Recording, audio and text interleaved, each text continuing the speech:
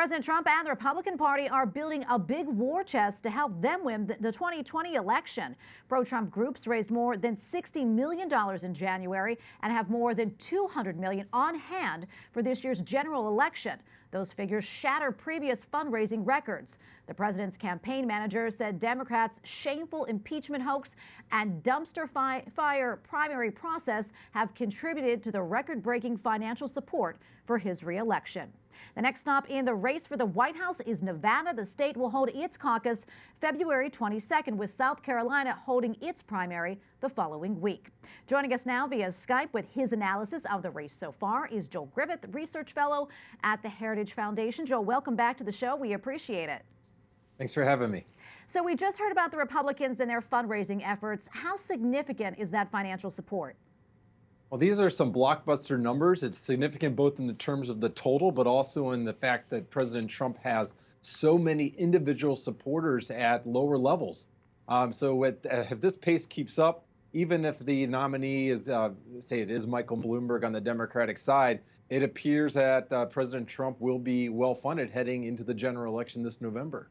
Jill, two reports this week said Senator Amy Klobuchar won the vote in New Hampshire among churchgoers. Why do you think she won that group, and do you think she'll keep it going? I think a lot of this comes down to her tone. If you watch her throughout the debate, she has a very measured tone about her, and it really disguises a lot of her very progressive viewpoints. She wants there to be severe restrictions on gun ownership, even though she's made overtures to pro-life Democrats. She's on the record supporting renewed federal funding of international agencies that actually provide abortion services. And she's on the record opposing leasing for natural gas and oil on federal lands. A lot of folks across the Midwest, especially, they're on opposite sides of her on those issues. So I think that she's winning, though, that vote, at least in New Hampshire, because her tone masks a lot of her more progressive policy stances. We also heard earlier about Michael Bloomberg and his unconventional approach to trying to win the Democratic nomination. What exactly is he doing, and do you think it will work?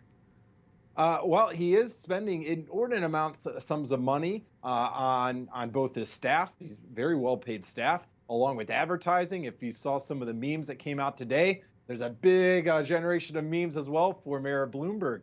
But the approach does seem to be working in some respects, because he is moving up in the polls for the Democratic nomination. It'll be very interesting to see what happens if former Vice President Biden's support continues to languish. It could be that Mayor Bloomberg gets a lot of the support that once was in Vice President Biden's camp. What do you think about those dredged up comments about the stop and frisk policy? Do you think it hurt him in any way?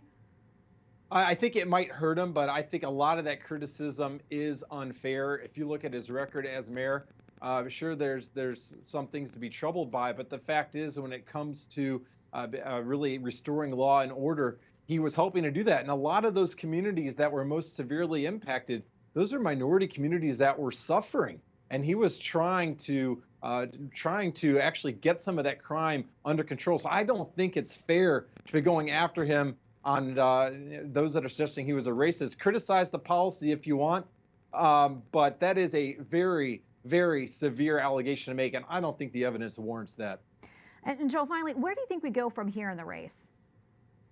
Well, it's going to be a very interesting stretch now with South Carolina coming up, and then Nevada. And South Carolina, this has been looked at to be Vice President Biden's firewall, but the polls show even South Carolina tightening. And if you go over to Nevada, the latest polls I've seen actually show Senator Sanders now in the lead in Nevada. So that's going to be another rough and tumble state. Is another caucus similar to Iowa, so it could be a long night. Hopefully not. But this is turning out to be something that not many prognosticators are actually predicting. All right, Joel, thank you so much for your insight. We appreciate you coming back. Thanks for having me. Joel Griffith, research fellow at the Heritage Foundation. Thank you again.